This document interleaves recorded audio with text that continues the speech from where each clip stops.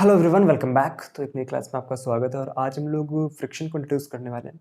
Last class तक हम लोगों ने विदाउट फ्रिक्शन की सारी तरह की न्यूटन्स लॉज में प्रॉब्लम्स कर ली हैं, किस किस तरह के क्वेश्चंस हमें टैकल करने होते हैं वो सारी हम लोगों ने बातें करी। आज हम लोग फ्रिक्शन को इंट्रोड्यूस करेंगे और थोड़ी सी बातें करेंगे कि किस तरह से फ्रिक्शन एक अच्छा रोल प्ले करता है हमारी जो डेली लाइफ है और उसमें किस तरह से हम लोग उसके प्रॉब्लम्स को टैकल करते हैं, इस बारे में आज बात करेंगे। तो फर्स्ट ऑफ ऑल इंट्रोड्यूस करते हैं फ्रिक्शन को। आज का हमारा सस्पेक्ट है फ्रिक्शन। फ्रिक्शन के ऊपर हम लोग थोड़ी सी पीएचडी करने वाले हैं। Basically friction first of all हमें समझना होगा कि क्यों इसकी इंपॉर्टेंस है हमारी लाइफ में। फ्रिक्शन जो है वो एक बहुत अच्छी चीज़ है। अगर हम गौर से देखें अपनी लाइफ की जो रोज़मर्रा की जो हमारी चीज़ें हैं उनको हम गौर से देखें तो हमारे लिए फ्रिक्शन बहुत इंपॉर्टेंट है। अगर फ्रिक्शन नहीं होगा तो हम लोग चल नहीं पाएंगे, फ्रिक्शन नहीं होगा तो हम लोग कोई काम ठीक से नहीं कर पाएंगे, ठीक है ना। हम लोग एक कदम भी नहीं बढ़ा पाएंगे, ठीक है ना भाई। हम लोग किस तरह से चल पाते हैं जब हम लोग को धरती पे ग्रिप करते हैं और हमारे पैर और जो धरती माता है इनके बीच में जब फ्रिक्शन लगता है, तो जब हम धरती को पीछे की तरफ धकेलने की कोशिश करते हैं, धरती हम पे आगे की तरफ धरती हमको आगे की तरफ धकेल देती है। इस तरह से हम लोग आगे की तरफ बढ़ जाते हैं, कुछ इस तरह से हम लोग आगे की तरफ बढ़ जाते हैं। बचपन से बातें सुनते आए हो कि अगर फ्रिक्शन नहीं होगा तो चल नहीं पाएंगे, फ्रिक्शन नहीं होगा तो ये नहीं कर पाएंगे। बेसिकली अब फ्रिक्शन को थोड़ा सा और फील करने की जरूरत है, ठीक है। एक्चुअल में थोड़ी सी अगर बिल्कुल बेसिक सी बातों पे बातें करें हम लोग, तो मान लो हमारे पास कोई एक ब्लॉक था और ये इस तरह के सरफेस पर रखा हुआ है इस तरह से। एक्चुअल में अगर आप इसको माइक्रोस्कोपिक लेवल पे देखो, इस पॉइंट को अगर आप जूम करके देखो, इस पॉइंट को आप जूम करके देखो तो कुछ इस तरह का दिखेगा हमें। मान लो जूम हमने कर दिया इसको 100x, है ना, इतना लगा के हमने इसको जूम कर दिया, तो इसकी जो सरफेसेस है कुछ इस तरह के दिखेंगे आपको, इस तरह की सरफेसेस दिखेंगे, ठीक है ना। एक्चुअल में क्या ये बिल्कुल सफेद आपकी प्लेन सतह होती है? नहीं, ये हमारी उबड़ खाबड़ होती है। उबड़ खाबड़ होने की वजह से ही जो इसमें विचित्र विचित्र डायरेक्शंस में जो नॉर्मल लगता है, जो फोर्स लगता है, जो कांटेक्ट फोर्स लगता है, उसके दो रिजल्टेंट होते हैं। हम लोग एक रिजल्टेंट की बात कर चुके हैं, दैट इज नॉर्मल फोर्स, उसको हम लोग इंट्रोड्यूस कर चुके हैं। लेकिन मान लो इस बॉडी पे हम आगे की तरफ फोर्स जब लगाते हैं तो इस तरह से उस पर पीछे की तरफ भी कुछ फोर्सेस एक्ट करने लगते हैं। वो जो इस तरह की ऊबड़ खाबड़ सतह है वो उसको रोकने का, वो इस तरह से रोकने का प्रयास करती है। जब उसमें वेल्डिंग टाइप में हो जाती है अंदर, तो एक रिजल्टेंट फोर्स पीछे की तरफ एक्ट करने लगता है, that is called friction force. That is called friction force. That is called friction force. That is called friction. Generally we call it friction. Okay, अब बात समझो ध्यान से। मान लो मेरे पास एक ये ब्लॉक है, ठीक है, और ये ब्लॉक इस तरह से सरफेस पर रखा हुआ है। तो जब हम इसको इस तरह से आगे की तरफ घसीटते हैं तो एक्चुअल में क्या होता है, आपको यहाँ पे आवाज आ रही होगी दो सरफेसेस के बीच में रगड़ाई की। इसके बीच में जो आपको आवाज आ रही है, ये क्यों आ रही है? क्योंकि इनके बीच में फ्रिक्शन लग रहा है। ये फ्रिक्शन ही है जो किसी चीज को आगे बढ़ने से रोकता है। मान लो मैंने इसको हल्का से यहाँ पे पुश किया तो थोड़ा सा आगे जाकर के रुक गया। क्यों? इस पे फ्रिक्शन लग रहा है। कुछ है जिसको रोकना चाह रहा है, कुछ है जो इन दोनों को हमेशा साथ रखना चाह रहा है, कुछ है जो इन दोनों के बीच का प्रेम को बरकरार रखना चाह रहा है। हमारा सिंपल से, हमें आज को मान लो हमें इस तरह से रखा हुआ है, ठीक है, इसमें नॉर्मल mg इस तरह से एक्ट कर रहा है, नीचे की तरफ एक्ट कर रहा है। मान लो हमने इसको थोड़ा सा तिरछा एक्ट करना है, सॉरी इसको तिरछा हमने थोड़ा सा घुमाया, तो एक्चुअल में क्या होगा, mg का एक कंपोनेंट है इधर भी लग रहा है, लेकिन उस mg के कंपोनेंट को बैलेंस कौन कर रहा है? इस पे लगने वाला फ्रिक्शन। भाई तिरछा रखा हुआ है, जनरली देखा जाए तो नीचे की तरफ अगर mg लग रहा है तो इधर mg sin थीटा फोर्स लग रहा है। उस mg sin थीटा वाले फोर्स की वजह से इसको नीचे आना चाहिए, लेकिन एक्चुअल में तो ये रुका हुआ है। क्यों रुका हुआ है? Just because of friction. अगर फ्रिक्शन ना होता इसके बीच में तो इस तरह से नीचे आ जाता, लेकिन फ्रिक्शन जो है वो इसको होल्ड करके रखे हो। लेकिन मैं थोड़ा सा अगर नीचे वाले फोर्स को और बढ़ाता हूं तो ये रुकता नहीं है, फिर एक पर्टिकुलर एंगल तक ही रुक रहा है। उस एंगल की भी बात करेंगे, वो कौन सा एंगल होता है, ठीक है ना। तो इस तरह से हम लोग फ्रिक्शन को समझते हैं। अच्छा, अगली बात, एक्चुअल में जो फ्रिक्शन, जब मैंने कांटेक्ट फोर्स इंट्रोड्यूस किया था तो मैंने दो चीजें बात करी थी। कांटेक्ट फोर्स के मैंने दो बेटे बताए थे, उसमें था एक हमारा नॉर्मल फोर्स और दूसरा था हमारा फ्रिक्शन। जब मैंने कांटेक्ट फोर्स की बात करी, किसकी? कांटेक्ट फोर्स की बात करी थी,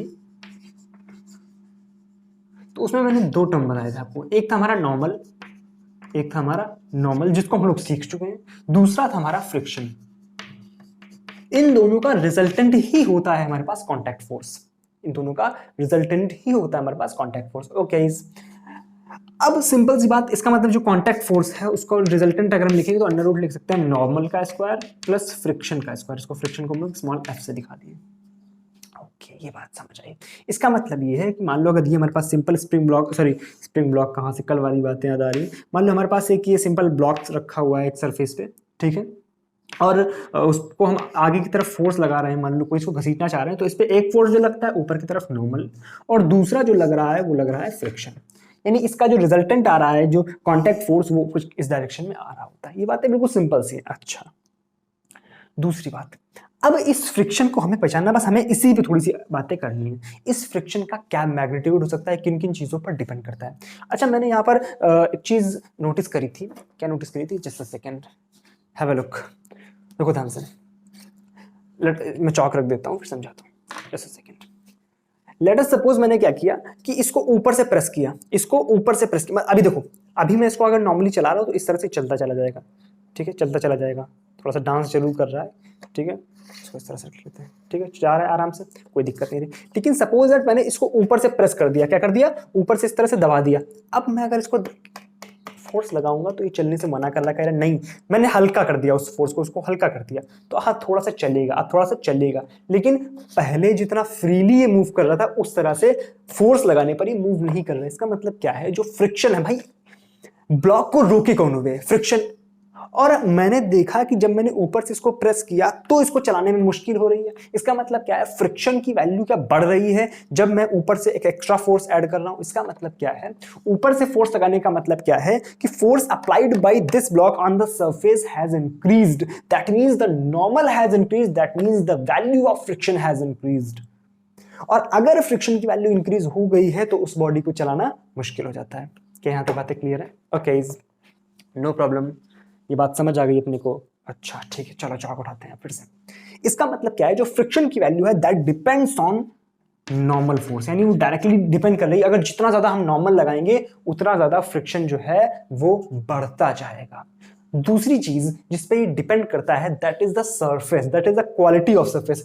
हैव अ लुक, देखना ध्यान से। I have a surface, I have a surface, I have a rough surface, look at this. I have a rough surface like this, दिख रहा होगा। अगर मैं इस तरह से घिस रहा हूं तो आपको आवाज आ रही होगी कि ये बिल्कुल रफ सरफेस है। और दूसरी चीज,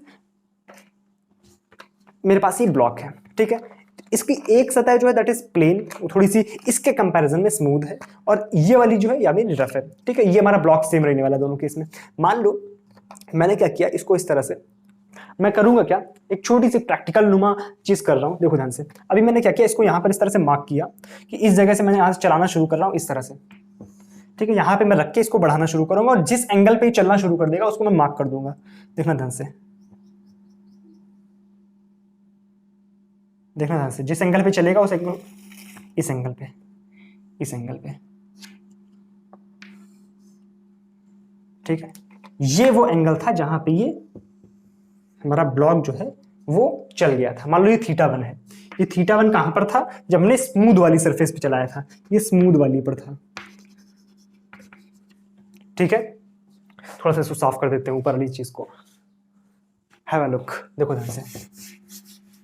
अब ये सारी चीजें डिस्कस करते रहेंगे, ठीक है ना, बड़ा टाइम पड़ा हुआ हमारे पास। देखो ध्यान से, ये वो एंगल था जहां पर ये ब्लॉक चल रहा था। फिर से देख लो ध्यान से, फिर से देखना ध्यान से।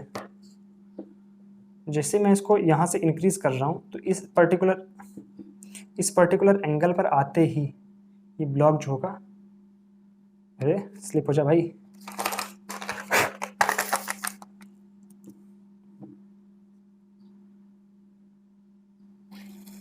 देख रहे हो क्या, यहां पर आते ही वो स्लिप हो गया, ठीक है। अब देखेंगे दूसरा काम। अब हम करते हैं इसको रफ वाली सरफेस की तरफ से। अब इसको रफ वाली सरफेस पे रखते हैं और हम इस एंगल को इंक्रीज करना शुरू करते हैं। अभी रुका हुआ है, अभी मैं उस एंगल पर हूं जहां पर हम लोग पहले थे, ठीक है। और अब मैं इसको और इंक्रीज किया। अभी हमारा जो डब्बा है वो गिर गया, कहां पर, इस तरह पर।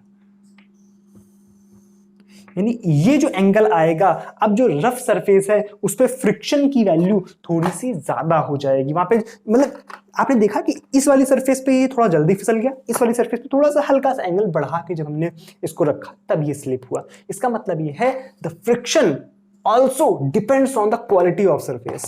Friction also depends on the quality of surface. At which surface you are doing the experiment, it also depends on these things. क्या मेरी बातें क्लियर है? ये θ2 जो आया, ये बड़ा वाला एंगल जो आया, this is for the rough surface, और रफ सरफेस के लिए जो फ्रिक्शन है वो इंक्रीज हो जाता है। इसका मतलब क्या है? फ्रिक्शन दो चीजों पर डिपेंड कर रहा था। एक फ्रिक्शन डिपेंड कर रहा था हमारा नॉर्मल फोर्स पर, कि हमने कितना ज्यादा फोर्स लगाया हुआ है उस ऑब्जेक्ट पर, या हम बोल सकते हैं उस ऑब्जेक्ट का वेट कितना। देखो नॉर्मल सिंपल से अगर बात करें तो mg नहीं है, नॉर्मल mg नहीं, नॉर्मल वो फोर्स है जो ब्लॉक सरफेस पर लगा रहा है, जो ब्लॉक सरफेस पर परपेंडिकुलर लगा रहा है, ठीक है। और फ्रिक्शन दूसरी चीज पर डिपेंड कर रहा है, quality of surface, quality of surface, quality of surface. इस क्वालिटी ऑफ सरफेस को डिफाइन करने के लिए हम लोग पैरामीटर इंट्रोड्यूस करते हैं। उस पैरामीटर को बोलते हैं coefficient of friction, coefficient of friction, coefficient of friction.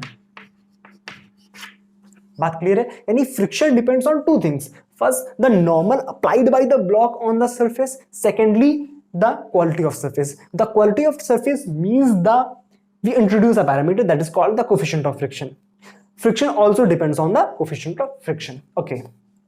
तो हम लोग फ्रिक्शन को किस तरह से लिख सकते हैं? Friction is equal to mu into N. ये दो चीजों पर डिपेंड कर रहा है और फ्रिक्शन को इस तरह से इंट्रोड्यूस कर देते हैं that friction is nothing but the multiplication of the coefficient of friction and the normal applied by the block on the surface. क्या बातें क्लियर है? कोई डाउट? ये बात अपनी कंप्लीट हो गई। ओके, नो प्रॉब्लम, ठीक है, बात आ गई। अब थोड़ी सी बात इस पर करते हैं, फ्रिक्शन पे थोड़ी सी और करते हैं बातें। मान लो हमारे पास एक ये आपने जनरली देखा होगा कि जैसे आपसे बोला गया कि सपोज दैट एक फ्रिज रखी हुई है, एक बड़ा सा बक्सा रखा हुआ है, एक बड़ा सा कुछ भी रखा हुआ है इस तरह का, और आपसे बोल दिया गया कि इसको खिसकाना है, इसको खिसकाना है। तो एक्चुअल में होता क्या है कि जब आप उस बक्से को या उस फ्रिज को या उस बड़े से जो भी आपका पास कंटेनर जो भी है उसको आप खिसकाना शुरू कर दो, इतना फोर्स लगा रहे हैं, ठीक है, वो नहीं खिसक रहा है, लेकिन सडनली आप फील करते हो कि वो हल्का सा अगर खिसका, उसके बाद उसको मूव कराना ईजी हो जाता है, उसके बाद उसको मूव कराना ईजी रहता है। ये आपने फील किया होगा, किया कभी कि मान लो सडनली हम इसे फोर्स लगा रहे हैं, एकदम भाग जाओ, नहीं भाग रहा है, लेकिन हल्का से जब मूव कर जाता है तो एक्चुअल में वो आराम से मूव करने लग जाता है। उसके बाद ये नहीं कि हमें बहुत ज्यादा उस पर मेहनत करनी पड़ती है, फिर हाँ मेहनत होती है, ये नहीं कि मेहनत नहीं होती है, लेकिन उसके कंपैरिजन में जब इसे वो चलने लगता है तो थोड़ा सा इजी हो जाता है उसको मूव करना। ये आपने खुद फील किया होगा, ठीक है। तो उसी बेसिस पे जो फ्रिक्शन है, आपने देखा कि जब बॉडी रुकी हुई होती है तो उस बॉडी को मूव कराना थोड़ा सा मुश्किल होता है, लेकिन जब बॉडी हल्की सी मूव कर जाती है तो उस बॉडी को मूव कराना फिर इजी हो जाता है। यानी फ्रिक्शन जो है वो दो तरह से हो सकता है, एक जब बॉडी रुकी हुई है और दूसरा जब बॉडी चल रही है।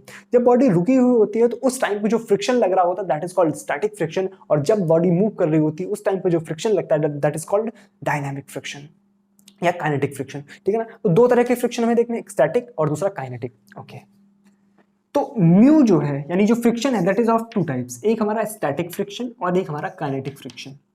एक हमारा स्टैटिक फ्रिक्शन और दूसरा हमारा काइनेटिक फ्रिक्शन। अच्छा ओके, इसको मैं साफ करता हूं थोड़ा सा।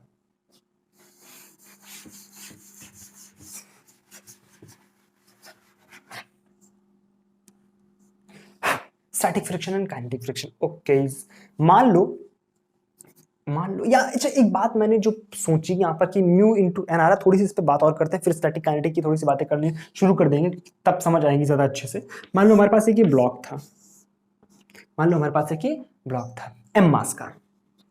ओके, इसका मतलब ये है ये जो नीचे की तरफ लगा रहा होगा दैट इज mg, तो नॉर्मल ऊपर की तरफ लग रहा होगा n, यानी नॉर्मल की वैल्यू यहाँ पर इस केस में आ रही है mg, और कोफिशिएंट ऑफ फ्रिक्शन मैंने दे दिया म्यू। बात क्लियर है ना?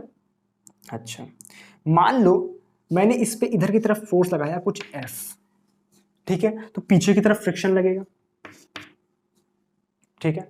मान लो जो बॉडी थी इसका मास जो मास था दैट इज 2 kg, जो मास था दैट इज 2 kg, तो नीचे की तरफ mg यानी नॉर्मल कितना हो जाएगा, नॉर्मल कितना हो जाएगा 20 न्यूटन।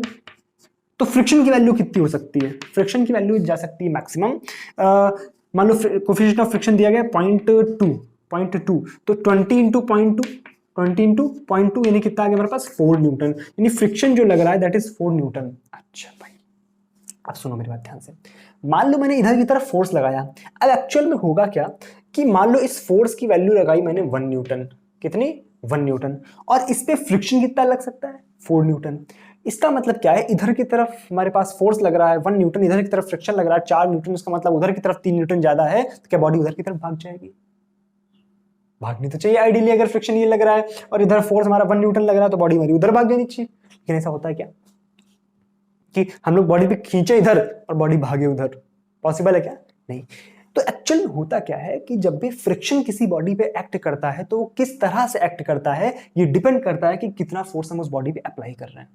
अगर हम उस बॉडी पे उस फ्रिक्शन की मैक्सिमम वैल्यू से कम फोर्स अप्लाई कर रहे हैं तो जो फ्रिक्शन एक्ट करता है उस बॉडी पे वो उस मिनिमम जो भी हमारी वैल्यू हम ऐड कर रहे हैं यानी जो भी हम फोर्स इसमें लगा रहे हैं उस फोर्स की वैल्यू के बराबर हो सकता है। समझो हमारे पास एक बॉडी है, ठीक है, यहीं पे आ जाओ, इसको देख लो। हमारे पास एक ही बॉडी है, ठीक है, मान लो यही हमारी 2 किलो की बॉडी थी, ये हमारी सरफेस थी जिसका कोएफिशिएंट ऑफ फ्रिक्शन 0.2 है और इस पे हम फोर्स कितना लगाना है हमें? अभी मान लो हम लगा रहे हैं 1 न्यूटन, ठीक है। तो जब हमने 1 न्यूटन लगाया, मान लो ये 1 न्यूटन इधर की तरफ से खींच रहा है, ठीक है, मान लो मैं इधर की तरफ से खींच रहा हूँ लेकिन अभी बढ़ नहीं रहा, ठीक है, मैं इधर की तरफ फोर्स लगा रहा हूँ लेकिन बढ़ नहीं रहा, ठीक, बहुत हल्का सा फोर्स मैं लगा रहा हूँ, ठीक है। तो एक्चुअल में क्या होता है कि जब भाई बॉडी कब रुकेगी? जब इधर का फोर्स बैलेंस होगा। तो अभी मान लो मैंने 1 न्यूटन इधर की तरफ फोर्स लगाया, ठीक है, इसका मतलब क्या है? अब फ्रिक्शन अपना रोल प्ले करेगा और फ्रिक्शन क्या करेगा? 1 Newton against the direction of the force लगा देगा। ये मान लो मैं इधर की तरफ खींच रहा था इस ब्लॉक को, यानी अब फ्रिक्शन क्या करेगा? इधर की तरफ। मैंने इसको खींचा इधर की तरफ तो फ्रिक्शन किधर लग जाएगा? इधर की तरफ। बातें क्लियर हो रही है? जब मैंने इसको इधर 1 न्यूटन लगाया तो फ्रिक्शन ने भी क्या कर दिया? इधर 1 न्यूटन लगा दिया। मान लो मैंने क्या किया? इसको 2 बढ़ा के कर दिया 2। अब मैंने बढ़ा के कर दिया 2। अब भी फ्रिक्शन जो है, अभी भी फ्रिक्शन मैक्सिमम कहां तक लग सकता है? 4 तक। यानी अब मैंने 2 लगाया तो अब फ्रिक्शन भी क्या करेगा? इधर 2 कर देगा। वो भागने नहीं देगा इतनी आसानी से। मान लो मैंने इधर कर दिया 3, अब फ्रिक्शन इधर क्या कर देगा? 3। ऐसे कैसे भाग जाओगे लल्ला? भागने नहीं दूंगा। फिर मैंने कर दिया 4। क्या अब फ्रिक्शन की मैक्सिमम वैल्यू है क्या?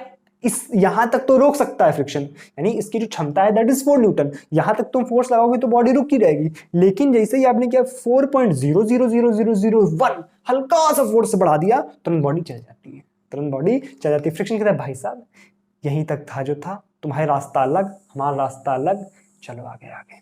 क्या बातें क्लियर है? क्या कोई डाउट है? क्या बात समझ आई है? पक्का? तो this is how friction acts. इस तरह से फ्रिक्शन एक्ट करता है किसी भी बॉडी पे कि वो धीरे धीरे फोर्स के साथ में अपनी मैक्सिमम वैल्यू तक रीच करता है और फिर देखता है क्या मेरी कैपेबिलिटी है इस बॉडी को होल्ड करने की। अगर मेरी कैपेबिलिटी है दोनों बॉडीज को होल्ड करके साथ रखने की तो मैं रोक सकता हूं, अन्यथा मैं भाई हाथ खड़े कर दूंगा और वो बॉडी चली जाएगी। ठीक है ना? फ्रिक्शन दोनों प्रेमियों को, हमेशा दोनों लवर्स को साथ में रखता है और कोशिश करता है अपनी मैक्सिमम कैपेबिलिटी के साथ में कि दोनों साथ रहें। लेकिन एक टाइम पे तो वही है ना कि फिर इनका प्रेम जो है वो खत्म और रिश्ता बाय बाय। ये होता है एक्चुअल में फ्रिक्शन का खेल। अब मैंने बात करी कि जब फ्रिक्शन, देखो मैंने 2 तरीके से बात करी। एक हमारे पास मैंने इंट्रोड्यूस किया kinetic friction, sorry kinetic friction, एक स्टैटिक फ्रिक्शन। जब बॉडी जस्ट चल जाती है, भाई यहाँ पे क्या था कि 1 न्यूटन लगाया तो उधर भी फ्रिक्शन ने कितना लगा दिया? 1 न्यूटन। इधर 2 तो उधर 2, इधर 3 तो उधर 3, इधर 4 तो उधर टोटल 4 लग गया। अब उधर इससे नहीं बढ़ सकता है। इधर जैसे ही मैंने बढ़ाया तो बॉडी चलती। इसका मतलब क्या है? यहां पर तो मैंने बोल दिया कि काइनेटिक फ्रिक्शन और जो स्टैटिक फ्रिक्शन है वो सेम है, लेकिन मैं बोल दूं कि काइनेटिक फ्रिक्शन जो है, जो काइनेटिक फ्रिक्शन कोएफिशिएंट है that is less than static friction coefficient. तो क्या होता है एक्चुअल में? मान लो इस तरह समझो, मान लो इस तरह समझो कि जो ये 0.2 है this is static friction coefficient और मैंने काइनेटिक फ्रिक्शन कोएफिशिएंट दे दिया 0.15,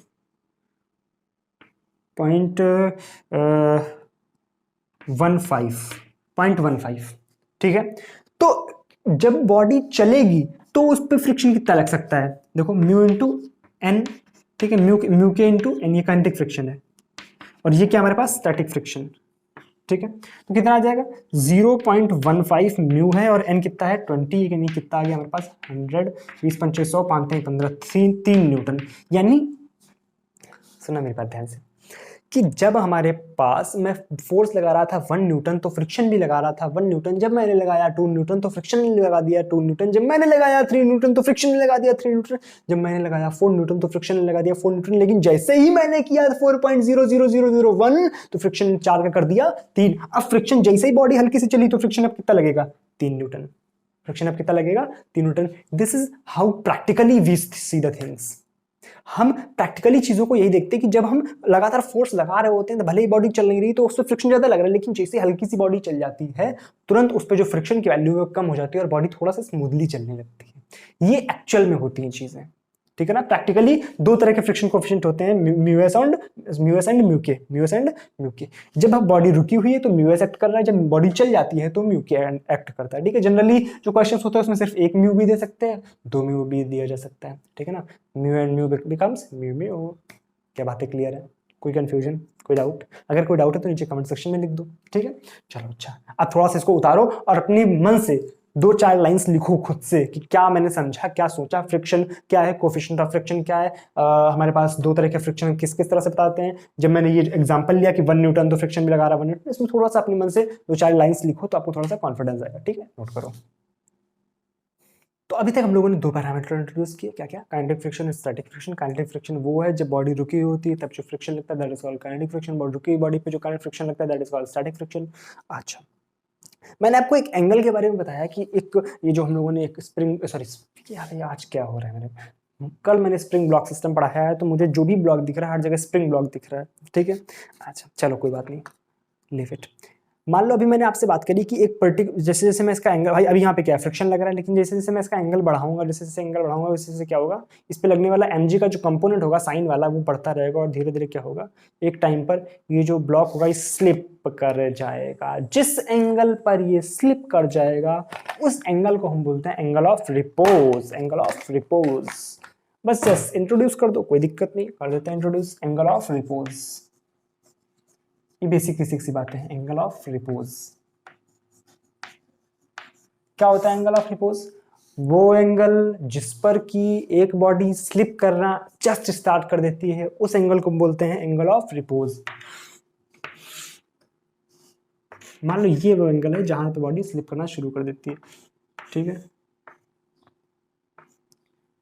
इधर साइड क्या लग रहा है? mg साइन थीटा, और पीछे की तरफ क्या लग रहा है? फ्रिक्शन, ठीक है। जैसे भाई बॉडी कब स्लिप करती है? जब फ्रिक्शन की वैल्यू अपनी मैक्सिमम लिमिट पर पहुंच जाती है। फ्रिक्शन की वैल्यू कहां पर पहुंच जाती है? अपनी मैक्सिमम लिमिट पर, यानी उस टाइम पे जो फ्रिक्शन होता है वो लगने वाले फोर्स के बराबर हो चुका होता है एग्जैक्टली, क्योंकि अब बॉडी बस स्लिप कर रही है। यानी इस टाइम पे इससे हल्का सा भी फ्रैक्शन ऑफ फोर्स बढ़ाएंगे तो क्या होगा? इंक्रीज कर जाता है, सॉरी जो बॉडी स्लिप कर जाती है, ठीक है। अच्छा, नीचे की तरफ जो mg लग रहा होता है भाई उसी का तो कंपोनेंट है साइन थीटा। तो इधर की तरफ मान लो अगर ये एंगल थीटा है तो नीचे की तरफ क्या लग रहा है हमारे पास? mg cos थीटा, और ऊपर क्या लग रहा है? नॉर्मल। यानी नॉर्मल की वैल्यू कितनी है मेरे पास? mg cos theta. और उस टाइम पे फ्रिक्शन क्या लग रहा होगा? Friction will be mg sin theta, mg sin theta. यानी जब बॉडी स्लिप करेगी, जब बॉडी स्लिप करेगी उस टाइम पे फ्रिक्शन अपनी मैक्सिमम लिमिट पहुंच चुका होगा। मैक्सिमम लिमिट क्या होती है इसकी? Mu N is equal to mg sin theta. mg sin theta, n क्या है हमारे पास? mg cos थीटा, तो क्या आ जाएगा? Mu mg cos theta is equal to mg sin theta. mg ने mg को मार दिया, cos थीटा उधर गया, बच गया tan theta. tan theta is equal to mu, तो थीटा यहां से आ गया tan inverse mu. This is the angle of repose. This is the angle of repose, tan inverse mu. This depends on the surface. This depends on the surface कि surface कितनी smooth है और surface कितनी rough है, इस बात पे depend करेगा कि बॉडी कब स्लिप करना शुरू करती है। बात तो हम लोग पहले से भी कर चुके थे, इसमें एक नई बात क्या है, बस हमने इसको मैथमेटिकली थोड़ा सा इंट्रोड्यूस कर दिया है, ठीक है। आई होप बात क्लियर हो गई होगी, ठीक है। चलो उतार लो। तो बात हम लोग ये कर रहे थे कि किस तरह से फ्रिक्शन जो है वो एक अच्छा रोल प्ले करता है हमारी डेली लाइफ में, ठीक है। तो जो आगे की चर्चा थी उसमें थोड़ी सी टेक्निकल एरर आ गया था, तो इस वजह से अब मुझे जो बचा हुआ पार्ट है उसको यहाँ पे रिकॉर्ड करना पड़ रहा है, ठीक है।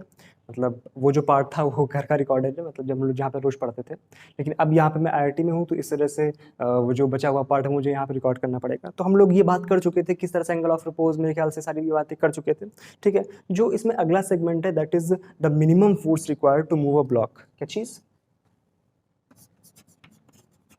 Minimum force required to move a block,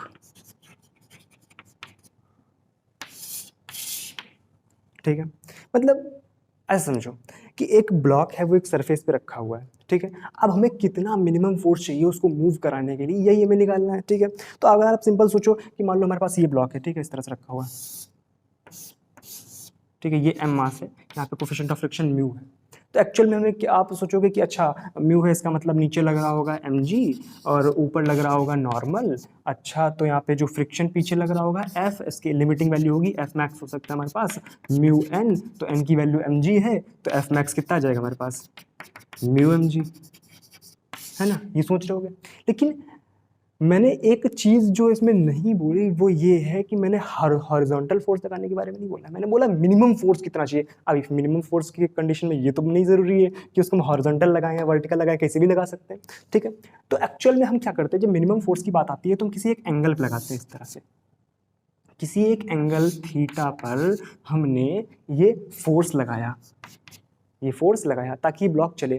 आपने देखा होगा कि जो वो रोलिंग करते हैं या जब घास काटने वाली मशीन होती है तो उसको वो इस तरह से काटते हैं, और जब उसको ले जाना होता है, जब नॉर्मल घास काट रहे होते हैं तो वो इस तरह से ले जाते हैं, लेकिन जब उसको घास काट करके वापस ले जाना होता है तो फिर वो इस तरह से खींचते हैं।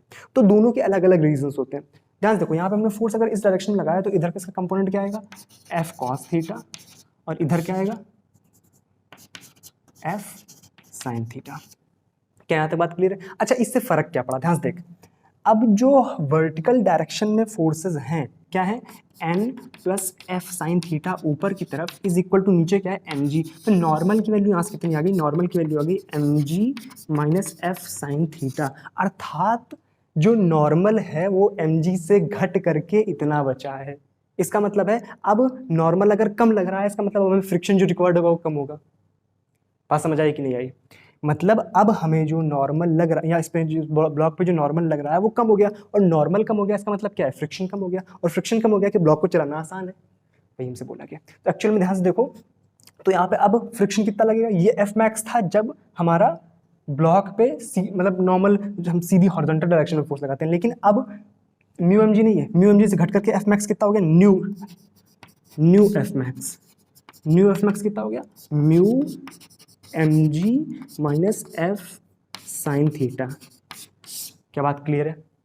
इसका मतलब है अब अगर हमें फोर्सेस बैलेंस करने होंगे, ध्यान से देखो, इसका मतलब है जो इधर हॉरिजॉन्टल में फोर्स लग रहा होगा F cos theta, F cos theta, तो ब्लॉक को चलाने के लिए जो हॉरिजॉन्टल डायरेक्शन में फोर्स लग रहा है वो पीछे रोकने वाले फोर्स से ज्यादा होना चाहिए या उसके बराबर होना चाहिए लगभग, ठीक है। तो पीछे कितना लग रहा है एफ मैक्स, न्यू वाला लगा दो, क्या आ जाएगा F cos theta should be greater than equal to F max की वैल्यू कितनी है, एफ मैक्स की वैल्यू है म्यू एम